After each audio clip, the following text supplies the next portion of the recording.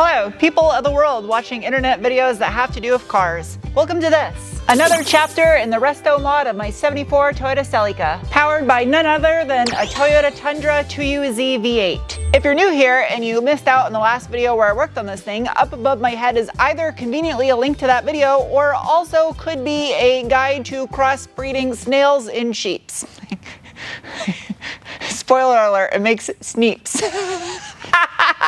And now that I've successfully shown the world that I have no internal monologue filter, it's time to get to work. Take note at where I have to put the fitting for the brake fluid to the rear caliper. I think this will help. If my calculations were correct, maybe I can fit this. Oh yeah. Oh, it's way more room than I thought. This right here is arguably the most challenging part of a resto mod. Oh geez. There is no instructional guide for stuffing an engine from a Toyota Tundra in a 74 Celica, so all these major pieces that I've put in here so far need to be tied in together with final fit and finish. It's a lot of trial and error and sometimes ordering multiple parts to find something that works. Whilst I'm doing the brakes on this thing, I always thought the rear sat a little bit higher than my liking, and it doesn't have adjustable suspension back here like the front. It's just a divorced spring and shock, where up front it's a coilover. What the fuck? The shock and spring I'm using is designed specifically for this generation Celica. Alright, maybe. Well, look at that. The dampening is adjustable on the rear shocks. However, when it came to ride height options with different springs, my options were extremely limited. Spring, come out. Isolator, come out. I'm not exactly looking to make a drastic change out back here. Anything from a quarter to a half an inch lower and I think I'll be happy. Inevitably, someone's gonna make a comment about removing the spring isolator and the fact that it's gonna cause NVH, but this thing doesn't have lower spring isolators, and also the entire car has spherical bearings and heim joints. So NVH is out the window. How the hell am I even gonna connect my parking brake cable to these Woolwoods? Hopefully there is some kind of adapter that will make that work. I'm gonna use a little bit of my very own Take Shelter fallout remover, available on my website if you wanna support this channel or just have some good car detailing products. Well, that stinks, don't breathe that in. Whew. Thankfully the front rotors are two-piece and the hats are anodized aluminum. There, no more rust. I should probably paint these. Just to clarify, that's in reference to the hat, not the entire rotor. My brain is smooth, but it's not that smooth. I'm gonna use my definitely not approved for this type of job device. Remove sticker. Brake fitting. Like that. Talk about extremely close fit. That's like a millimeter away. As the suspension travels, it'll get further away. That's at the maximum closeness. Clearance is clearance. I mean, yeah. That's better. Also gotta keep in mind, I have not driven this car yet, so these rear springs are going to settle some, which subsequently will lower the ride height a little. That's crazy, it made that much of a difference. That's all it needed though. I'm not trying to give this thing a modern look by slamming it on its ass. I want it to look like this was built in the 70s. So that's perfect. It's not even settled yet. It's about 2 fingers. I mean, even as it is now on the Hashiroku suspension, it's already drastically lower than this car was stock. So this is plenty good. Today's video didn't really require any metal work, but what it does require is a little bit of homage to the era from which this vehicle came from. Stinky. Also, if you guys want, I made a Spotify playlist for this project as well. Put the link below.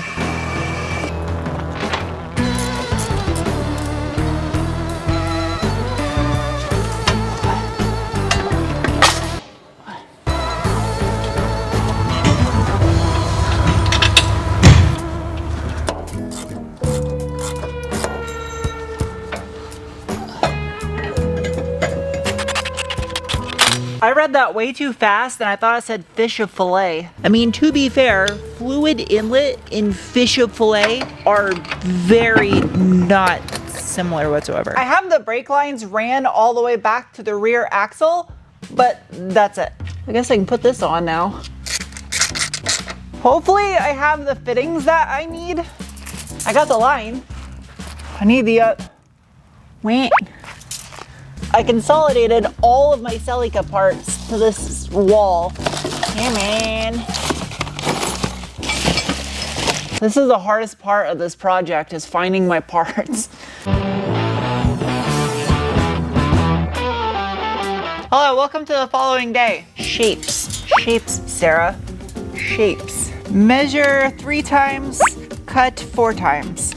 I don't think anyone should say that, but that's what the reality is. Okay.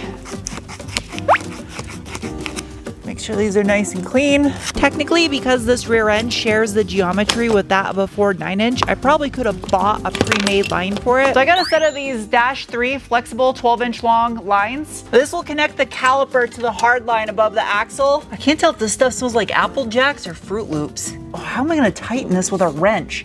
I'm an idiot. I should have did this when I had the, This is like more than smooth brain. This is like this is like micron mirror surface smooth brain.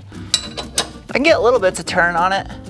If that is like that and I want it to bend like that, then I need to go like that. I have no idea. I'm just gonna bend it. Yes. Oh, I think I did it just perfectly. Just as an extra layer of protection from rocks and abrasion and rubbing and everything, I got this super thick rubber heat shrink. I'm gonna slide that over this line.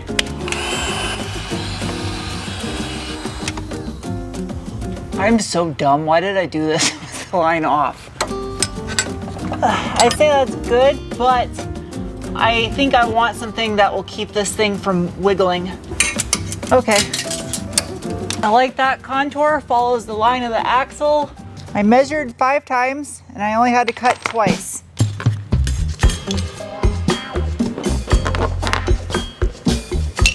Good to go.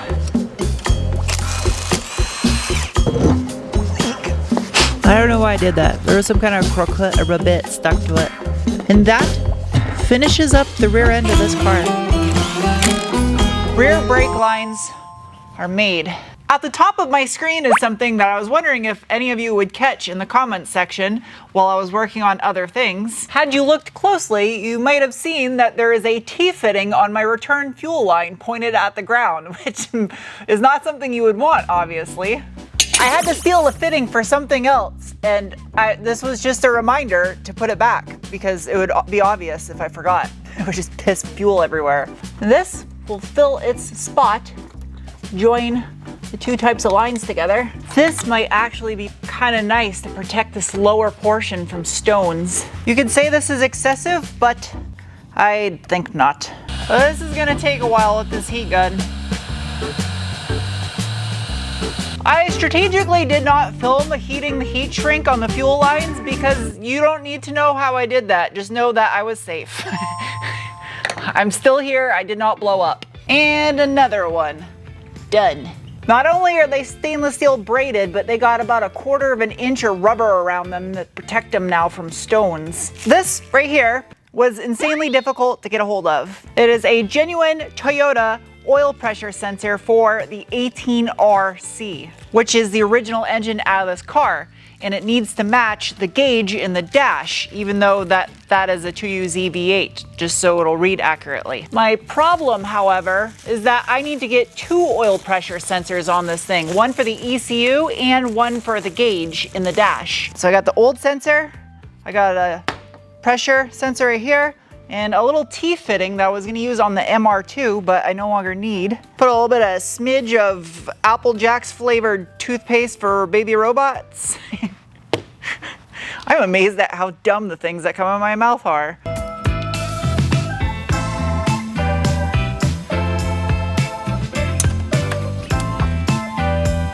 Temporary gauge did its job for first start. Gotta get all the thread schmoo out of there. Yep, smooth brain strikes again.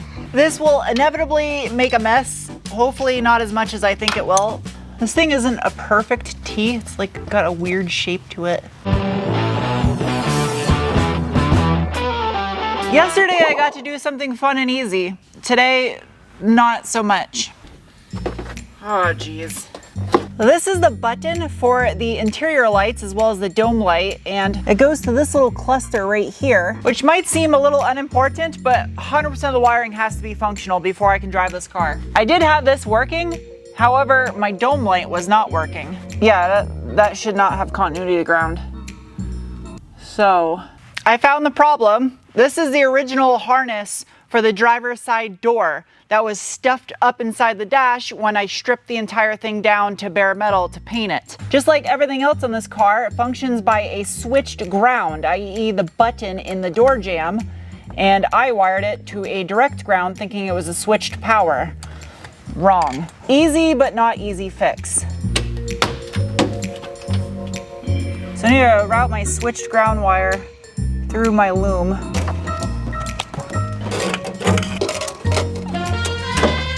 This is such an insanely simple circuit, yet I somehow managed to screw this up, and I am not proud of that because I literally went to school for this stuff and did it for most of my adult life professionally. I should not be messing something up this simple. This is why it's important to stay humble, because no matter how technically proficient or educated you are on a subject, it does not mean that you're impervious to screwing up.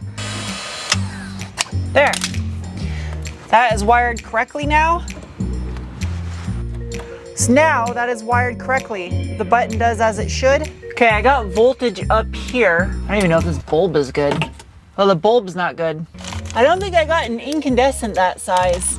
Wait, fresh bulb up in here. Power. Do I have dome light? I do! I got a dome light! So that should turn off when I shut the door if it's wired right. All done. Dome switch, left door switch. Done. Also, oil sender. So the next day I had a bunch of stuff that I had to take care of off camera, and you just needed to see me make progress, so I'll get back to work. Oh, turn signal's on. I have power here, so that's good. Well, let's see if I have a good ground. All right. I never tested this before I started this project, so who knows if the washer squirters even work. Oh, it does! Okay. This leather is so soft, I can feel its softness through the plastic wrap. I have voltage under the dash at the wire that goes out to that rear turn signal, but nothing at the turn signal. So I got a continuity check along the way and see what's going on at that wire. That's the only thing that I found that's really screwed up. This black ribbon is all the wires that go to the tail of the car for the taillights, and each one has its own little different hieroglyph on it, which designates what that wire corresponds to up front. I have one end of the digital voltmeter doing a continuity check from the harness at the dash side of this ribbon. I'm gonna stab the wire and see if I have continuity to that end. Ouch, that's without stabbing my finger. Nothing, nothing, nothing. So the issue is up further. Well, here's a good access point I can try. Nothing. Okay, so it's up front. It's up near the top. Got it. So I got continuity there. So you can see right there, I have perfect continuity, and I'm stabbed into the wire right up here at the top of the harness. So I'm losing it underneath the carpet right around here. So that narrows it down to about a span of 2 feet of wire right here where I have an issue. And it makes sense because I had all the interior gutted when I was body working this thing. So I very easily could have accidentally stood on it while I was working in the car and pinched a wire. Pull this up. I already know where it is. I already know where it is. Ding, ding, ding, found it. It happened when I put the heat shield in. I drilled into the hole. I had to have. I bet you anything it's underneath this, because that's where the heat shield mount is. There we go. That's where it happened, right there. See the nutsert? These are just the grooves in the adhesive. That's not actually wires, but you can see I nicked that wire right there. Literally just went in between two wires, and I barely grazed that one for the turn signal. Oh my God, this is miserable. For about the next 45 minutes to an hour, I was stuffed up underneath this dash, folded in half while breathing lead fumes. 10 out of 10, do not recommend. Anything that showed the slightest sign of a nick in the wiring, I cut and replaced that section out with brand new wires, soldered it in, heat shrinked, good to go. I'm gonna put the wires on top of that rubber flap that used to go over it. I'm gonna cut another rubber flap, put some rubber butyl. That'll keep that protected. And obviously, I can't put the carpet and jute back down with little bits of crud from wire repair underneath here. Keys. Under dash plug is plugged in. right, connect power. Okay, lights. Yep, I got the rear tail lights, marker lights, those are working. Do I got hazards? Yeah! All right, problem solved, I got working hazards. Right rear turn signal, fixed. I added some colored dots to group them into categories of what they're associated with. Basically, the blues are all my electricals, and anything that is orange is engine related, and red is chassis, brake, drivetrain related. And the whole purpose of this video is I was trying to knock out all the most difficult stuff to film that's the most time consuming now, and then it's gonna get easier as I progress to the very end. This is a little bit unplanned. Charlie bought a new vehicle and I told him to bring it by.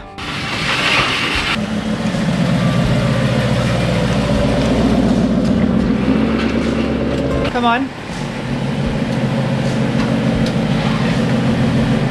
So that's your new car, huh? It is. So it's a 2019 that he got with 18,000 miles on it. That's super low miles for a 19. And it's a performance pack with the Brembos, 6-speed manual, and it has the active exhaust, except it's a Borla active exhaust. I've wanted an S550 literally since they came out in 2015. And like I wanted one super bad back then and I couldn't afford it.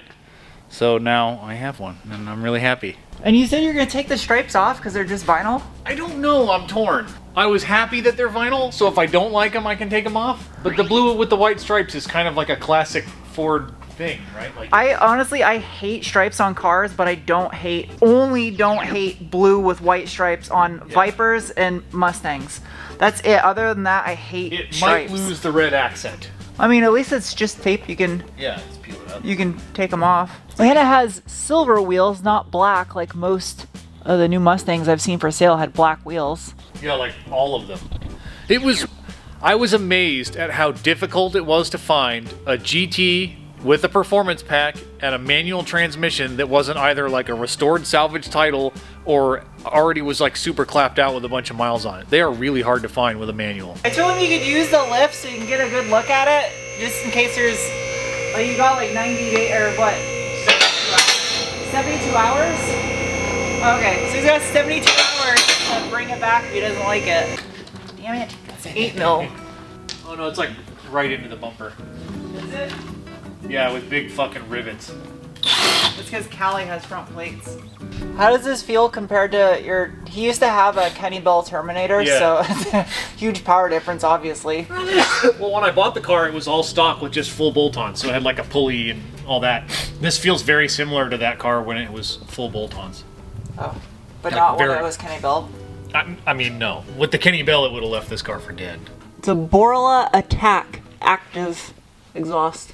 Wow, look at these little chamber-looking doodads. Yeah, I've seen those. I don't know what the... No, it's a really clean car. This is a steal, honestly. It was a really good deal on this car because it was so low miles and it's... Yeah, that's why I jumped on it. I wasn't looking to spend this much, but after I saw the car, I made it happen. I'm curious what your guys' thoughts are in the comment section below. What do you think? Should he delete the stripe or keep the stripe? I vote keep the stripe, ditch the red. The little red accent. So keep the white, ditch the red. Yeah, that's my vote. Anyway, with that said, I'll just keep chipping at this thing in the next video and hopefully be able to make some more serious progress now that I've knocked out some of the time-consuming, difficult stuff to film. You're just in the suckiest part of building a car. Like, this is it. This is the part of building cars that nobody likes to show because it's boring and it doesn't look like you make any progress and it's a pain in the ass, but you have to do it in every build. Like, that's it. The struggle is real, but it'll be worth it when it's done. Anyway, thank you guys for watching. I'll see you soon with another video. Bye!